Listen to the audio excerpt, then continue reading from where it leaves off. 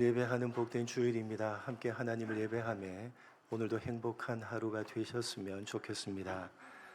사도행전을 차례대로 살펴보는 가운데 우리는 사도 바울의 제2차 선교 여행의 여정의 일정을 따라서 살펴보고 있습니다. 지금의 튀르키예에 해당되는 소아시아에서 2차 선교 여행의 일정을 보내고 있었던 사도 바울은 마케도니아로 가라는 성령 하나님의 인도하심을 따라서 배를 타고 지금의 그리스로 건너가서 빌립보, 데살로니가, 베레아를 차례대로 방문하면서 복음을 전하다가 아덴이라는 도시에 이르게 됩니다. 오늘 본문의 말씀은 그 아덴에서 일어났던 일들에 대한 기록입니다. 아덴은 한문식으로 표현한 것으로 오늘날 그리스의 수도인 아테네를 의미합니다. 아마도 사도 바울은 복음을 전할 목적으로 아테네로 갔던 것은 아닌 것으로 보여집니다. 사실 아테네로 가게 된 것은 바울 자신이 의도했던 바가 전혀 아니었습니다. 본문 앞에 있는 13절로 15절입니다. 한 절씩 보겠습니다. 13절로 15절. 데살로니가에 있는 유대인들은 바울이 하나님의 말씀을 베레아에서도 전하는 줄을 알고 거기도 가서 무리를 움직여 소동하게 하거늘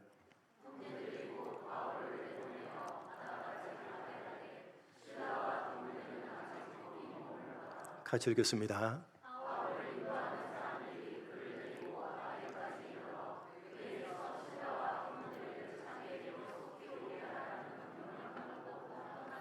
바울 일행이 베레아에서 복음을 전하고 있었을 때에 데살로니가에 있는 유대인들이 거기까지 쫓아와서 사람들을 선동해서 핍박을 했습니다. 그러자 바울이 전한 복음을 받아들였던 베레아의 성도들이 바울을 데리고 무려 320km나 떨어진 곳으로 멀리 피신을 시켰는데 그곳이 바로 아테네였습니다. 서둘러서 바울을 피신시켜야 했기 때문에 일행이었던 실라와 디모데는 아직 베레아에 남겨져 있었습니다.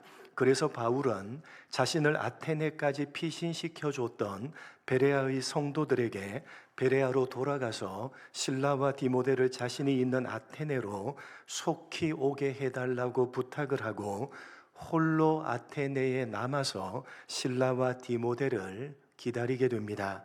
그런데 그렇게 홀로 아테네에서 일행을 기다리고 있던 바울은 마음에 심한 격분을 하게 됩니다. 본문 16절 17절입니다. 같이 읽겠습니다. 시작.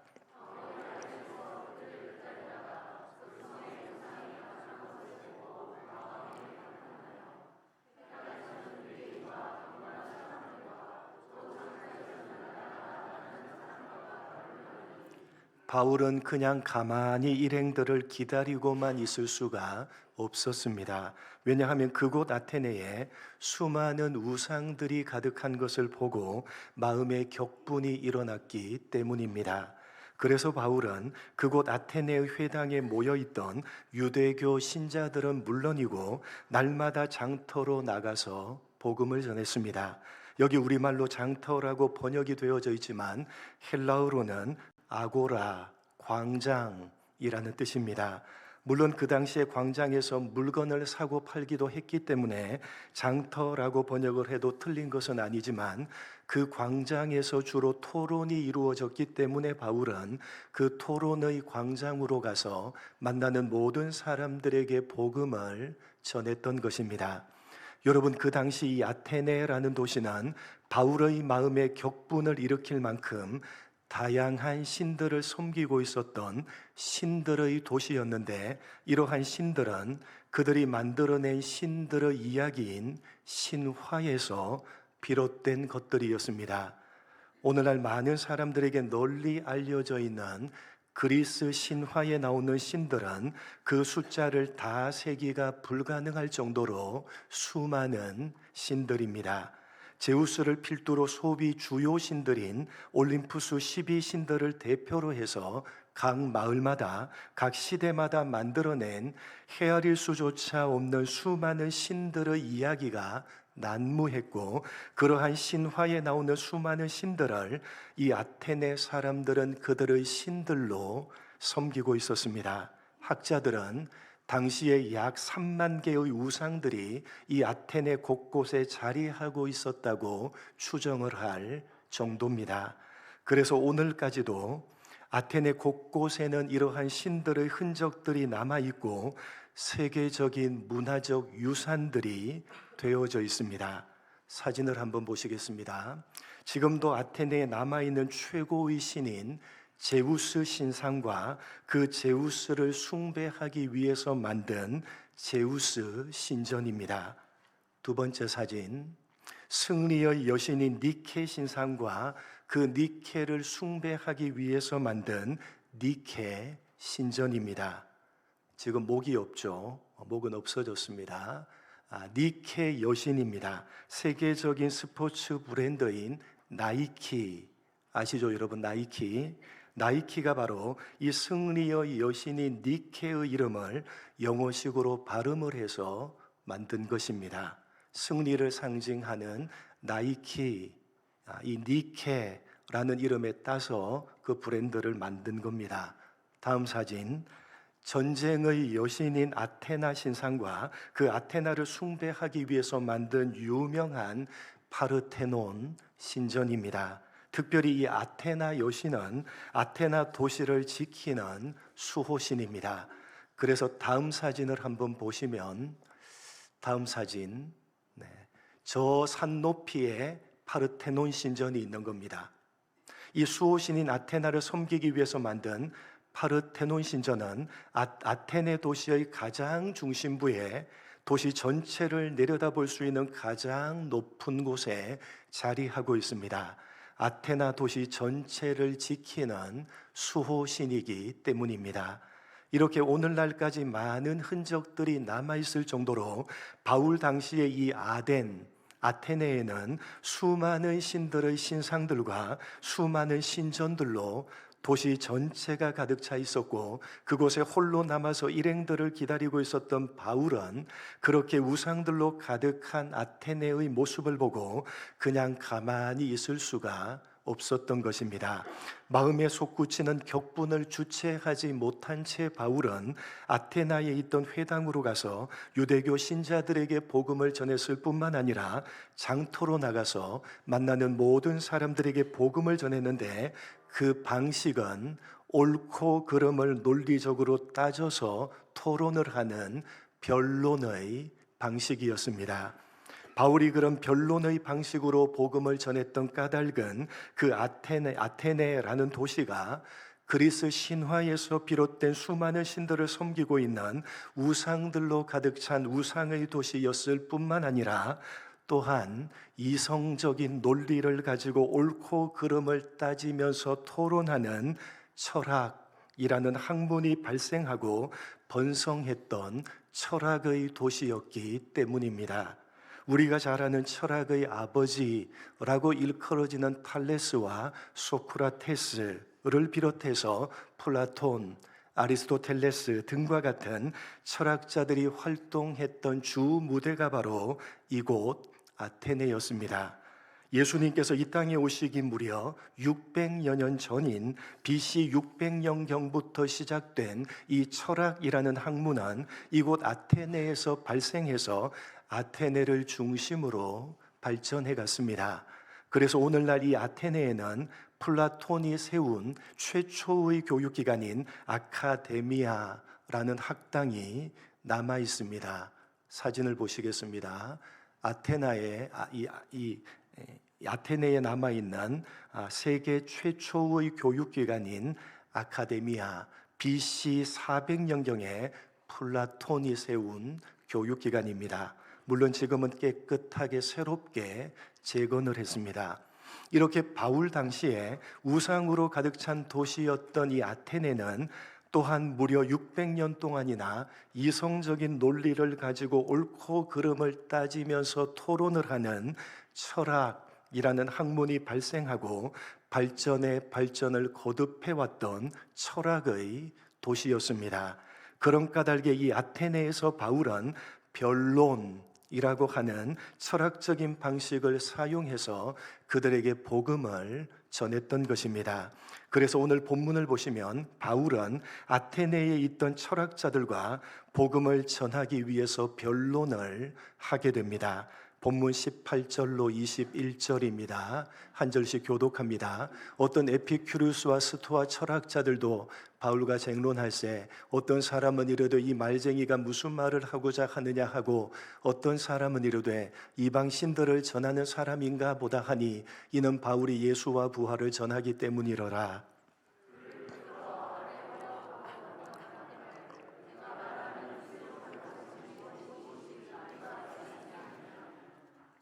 내가 어떤 이상한 것을 우리에게 들려주니 그 무슨 뜻인지 알고자 하노라 하니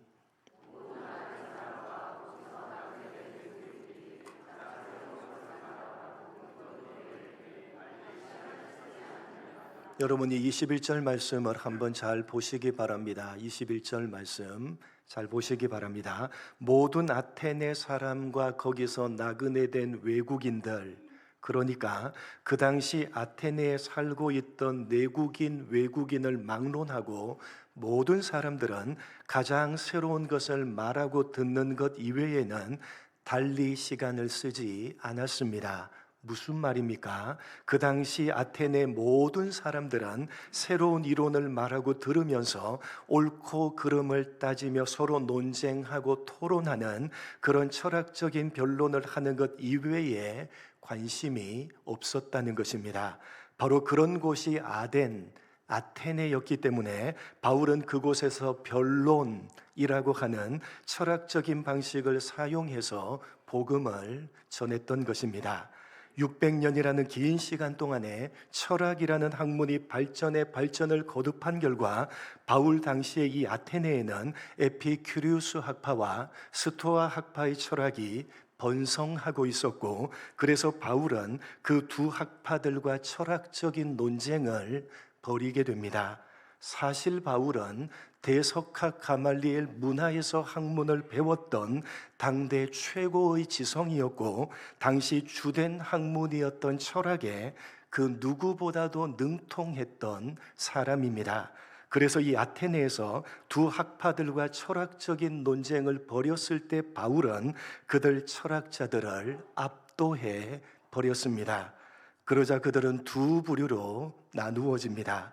그들 가운데 일부 사람들은 저 사람은 이방 신들을 전하는 사람이야 라고 하면서 그냥 어물쩍 넘기려고 했지만, 다른 사람들은 바울을 가리켜서 이 말쟁이라고 부르면서 자신들이 말로 서로 변론하는 철학적인 논쟁에서 패했다는 사실을 인정합니다.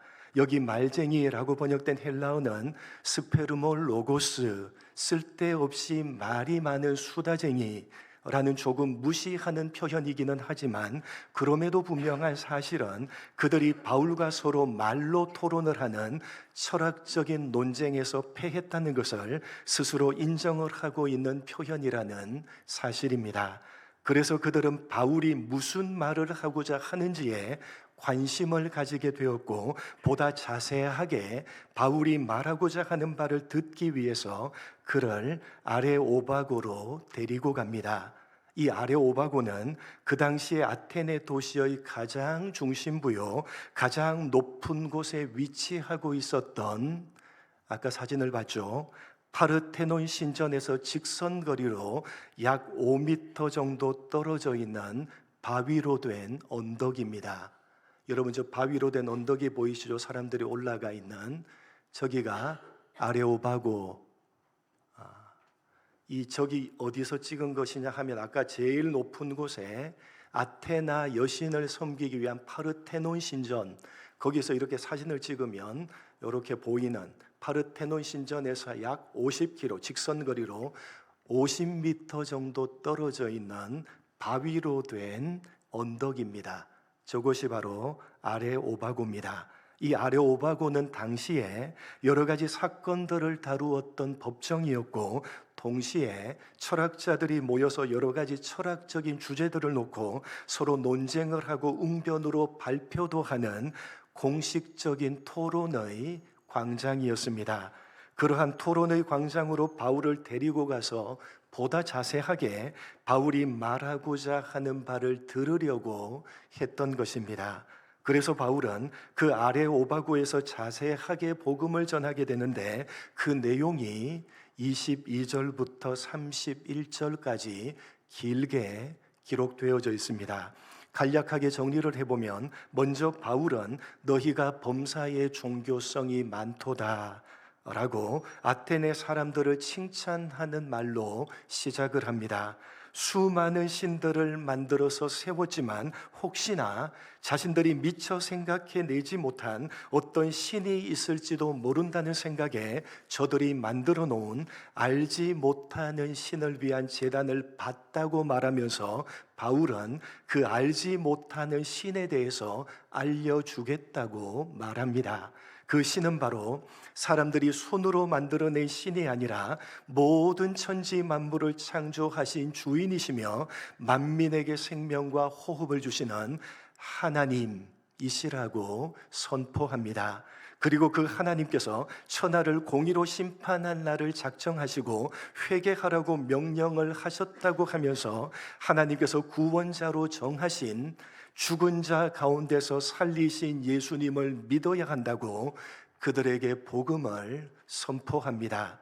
그렇게 바울이 철학적인 방식을 사용해서 논리 정연하게 복음을 선포하자 그것을 들었던 아테네 사람들은 죽은 자의 부활에 대해서 받아들이지를 못하고 어떤 사람들은 조롱을 하기도 했고 또 어떤 사람들은 다시 듣겠다고도 말합니다.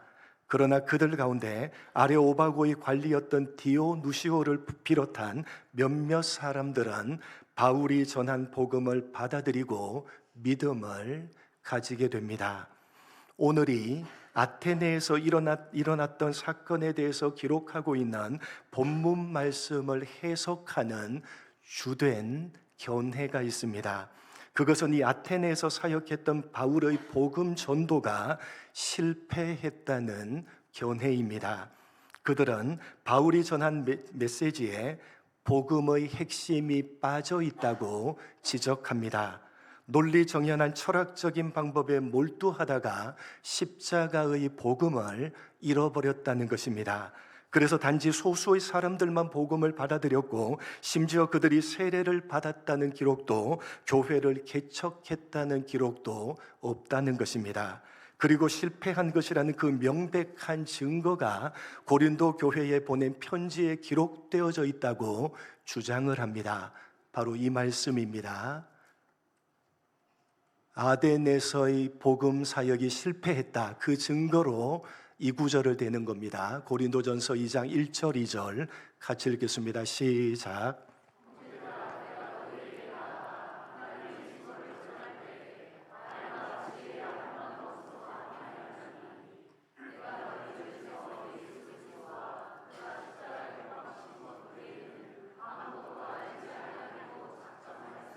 여러분, 사도 바울은 아테네를 떠나서 곧바로 들어갔던 고린도에서 교회를 개척하고 그 고린도 교회에 편지를 보내면서 자신이 고린도에서 전도할 때에 오로지 십자가에 못 박히신 예수님만 전하기로 작정했다고 말합니다.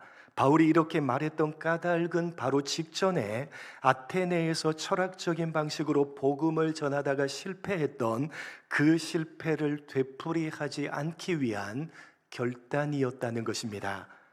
물론 이러한 해석은 상당히 훌륭한 해석이라는 생각이 듭니다.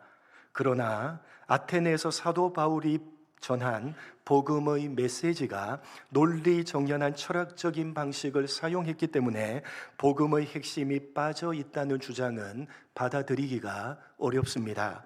왜냐하면 창조주 하나님, 그분의 공의로운 심판, 그리고 회개하라고 촉구하면서 하나님이 정해 놓으신 구원자가 죽으시고 부활하셨다는 복음의 핵심이 모두 다 들어가 있기 때문입니다. 또한 단지 소수의 사람들만 복음을 받아들였고 세례를 받았다는 기록과 교회를 개척했다는 기록조차 없기 때문에 실패한 것이라는 주장 또한 받아들이기가 어렵습니다. 왜냐하면 그 앞에 빌립보에서도 루디아덱 가정과 간수의 가정에 속한 몇몇 사람들만 복음을 받아들였고, 데살로니가에서도 적지 않은 무리들이 복음을 받아들이기는 했지만 그들이 세례를 받았다는 기록도, 교회를 개척했다는 기록도 없습니다. 또한 간절한 마음으로 말씀을 받고 그 말씀이 그러한가 해서 성경을 상고했던 베레아에서도 세례를 받았다는 기록도, 교회를 개척했다는 기록도 없습니다. 그 무엇보다도 복음을 전하는 전도 사역의 열매는 엄밀하게 말하면 누가 주시는 것입니까? 하나님께서 주시는 것이지 우리가 행한 사역의 결과가 아니기 때문에, 단지 몇몇 사람들만 얻었기 때문에 실패한 것이라는 주장은 받아들이기가 어려운 것입니다. 그리고 이 아테네에서 실패한 것이라는 명백한 증거라고 주장하는 고린도전서 2장의 말씀은 사실은 아테네에서 실패했기 때문에 다른 것은 전하지 않고 오직 십자가 복음만을 전하겠다고 결단한 그런 말씀이 아니라 조금 다른 의미의 말씀입니다. 그 말을 하기에 앞서서 먼저 1장에서 바울은 이렇게 말을 하고 있습니다. 고린도전서 1장 21절 같이 읽겠습니다. 시작.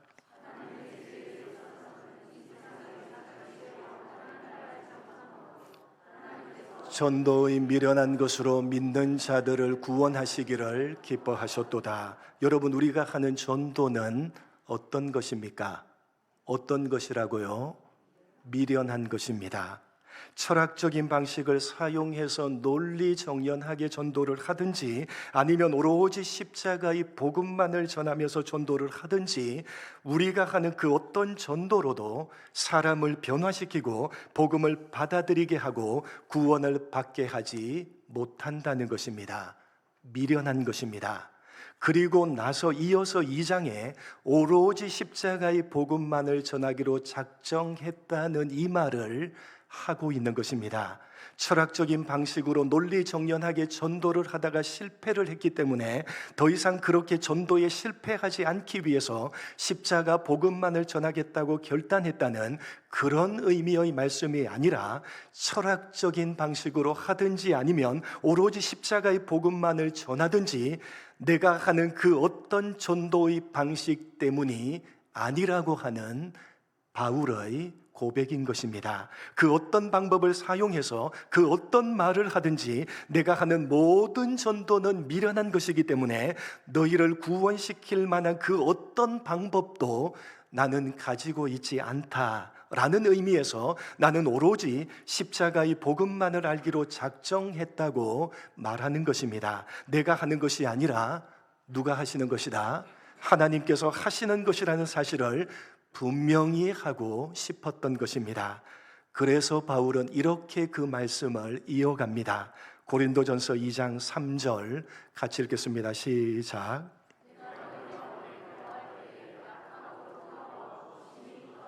무슨 말입니까? 나에게는 아무런 방법이 없었다는 것입니다. 그래서 4절과 5절에 내 말과 내 전도함이 아니라 성령의 능력으로 너희가 믿음을 가지게 하도록 오직 하나님의 능력만을 의지했다고 바울이 말하는 것입니다. 한 사람이, 한 영혼이 복음을 받아들이고 예수를 믿어서 구원을 얻게 되는 그 일은 감히 사람의 힘으로 감당할 수 있는 일이 아니라 오직 하나님만이 하시는 역사임을 바울이 고백하고 있는 말씀인 것입니다. 여러분, 바로 그러한 사실을 성경은 오늘 본문인 아테네에서 일어났던 일들에 대한 기록을 통해서 우리 모두에게 말하고자 하고 있는 것입니다. 아테네에서 했던 바울의 전도 사역이 실패했느냐 성공했느냐, 그것을 말하고자 하는 것이 아니라 한 영혼을 구원하는 일은 그 무엇으로도 할 수 없는 오직 하나님만이 하시는 역사임을 말하고자 의도하고 있는 것입니다. 여러분, 그 당대에 가장 지혜롭고 가장 똑똑하다고 자타가 공인했던 사람들이 모여 있었던 곳이 아테네였습니다.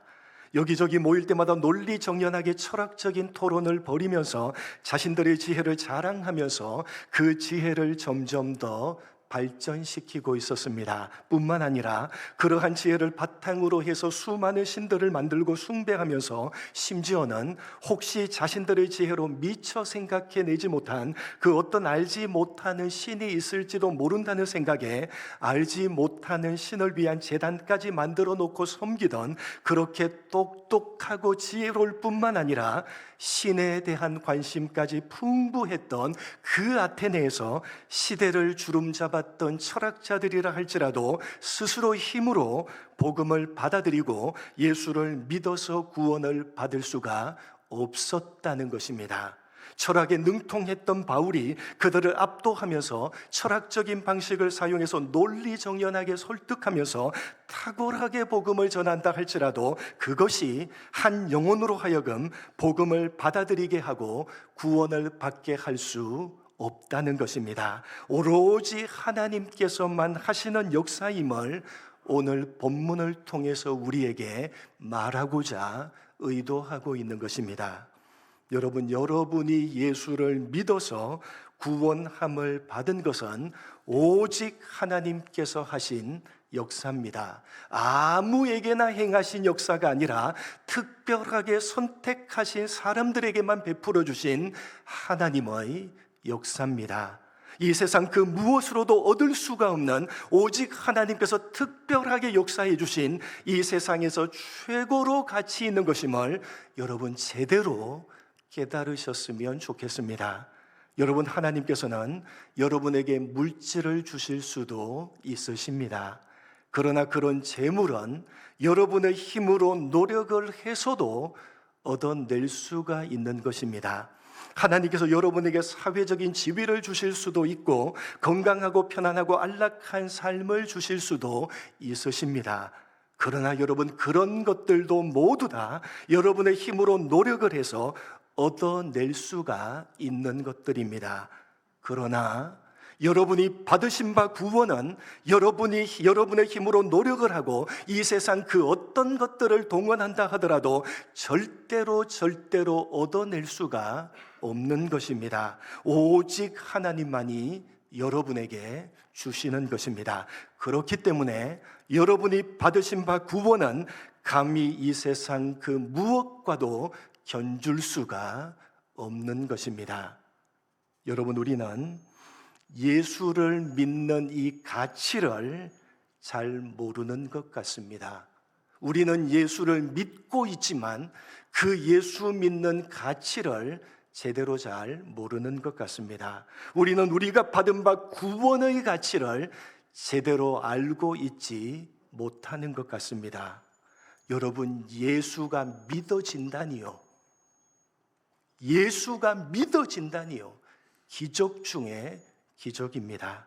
하나님께서 여러분의 영혼 속에 특별하게 역사하셔서 예수를 믿게 하시고 구원을 받게 하신 것입니다. 이 세상 그 어떤 것들을 동원한다 하더라도 절대로 가질 수가 없는 오직 하나님께서 우리들에게만 허락해 주신 이 세상 최고의 가치요, 이 세상 최고의 복인 것입니다. 기계도 알아듣고 반응하지 않습니까? 기계도. 우리가 이미 받은 바 그 구원의 가치를 여러분은 잘 모르고 있는 것 같습니다. 이 세상 그 무엇으로도 얻어낼 수가 없는 것입니다. 특별하게 우리들에게만 역사하셔서 하나님께서 특별하게 허락하신 이 세상 최고의 가치요, 이 세상 최고의 복인 것입니다. 여러분이 이미 받으신 바 그 구원의 복과 가치를 제대로 깨달으시고 제대로 누리어 가시는 여러분 모두가 되시기를 주님의 이름으로 간절히 축복합니다. 하나님 아버지, 우리가 이미 받은 바 그 구원의 가치를 제대로 알고 있는지요? 하나님, 이미 받은 바 그 구원의 복과 가치를 제대로 깨닫게 하시고 제대로 누리게 하여 주옵소서. 예수님의 이름으로 기도드립니다. 아멘.